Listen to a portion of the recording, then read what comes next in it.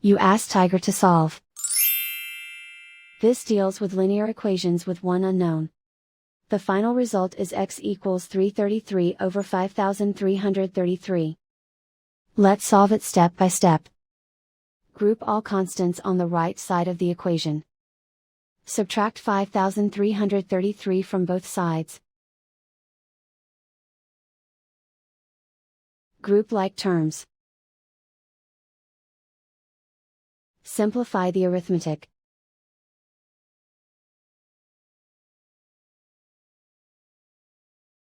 Isolate the x. Divide both sides by negative 5333. Cancel out the negatives. Simplify the fraction. Cancel out the negatives.